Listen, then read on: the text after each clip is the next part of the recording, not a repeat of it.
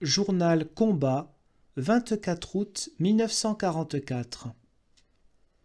Le sang de la liberté.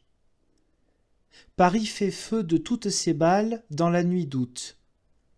Dans cet immense décor de pierres et d'eau, tout autour de ce fleuve au flot lourd d'histoire, les barricades de la liberté, une fois de plus, se sont dressées. Une fois de plus, la justice doit s'acheter avec le sang des hommes. Nous connaissons trop ce combat, nous y sommes trop mêlés par la chair et par le cœur pour accepter sans amertume cette terrible condition. Mais nous connaissons trop aussi son enjeu et sa vérité pour refuser le difficile destin qu'il faut bien que nous soyons seuls à porter. Le temps témoignera que les hommes de France ne voulaient pas tuer, et qu'ils sont entrés les mains pures dans une guerre qu'ils n'avaient pas choisie. Faut-il donc que leur raison ait été immense pour qu'ils abattent soudain leurs poings sur les fusils et tirent sans arrêt, dans la nuit, sur ces soldats qui ont cru pendant 2 ans que la guerre était facile? Oui, leurs raisons sont immenses. Elles ont la dimension de l'espoir et la profondeur de la révolte. Elles sont les raisons de l'avenir pour un pays qu'on a voulu maintenir pendant si longtemps dans la rumination morose de son passé.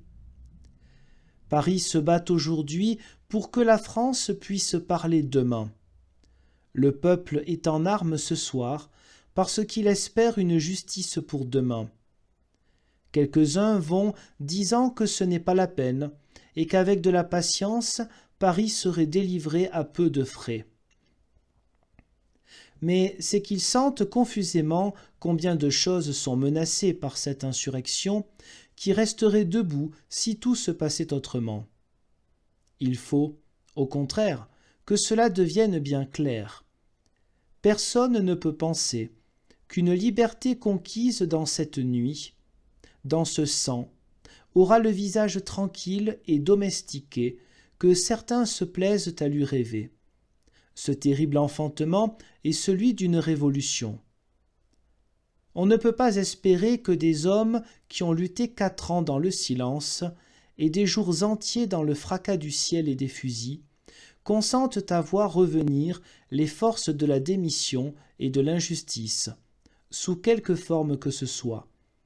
On ne peut pas s'attendre, eux qui sont les meilleurs et les plus purs, qu'ils acceptent à nouveau de faire ce qu'ont fait pendant 25 ans les meilleurs et les purs, et qui consistait à aimer en silence leur pays et à mépriser en silence ses chefs.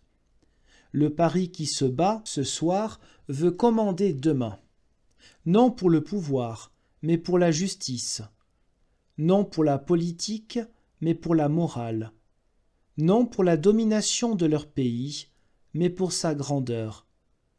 Notre conviction n'est pas que cela se fera, mais que cela se fait aujourd'hui, dans la souffrance et l'obstination du combat.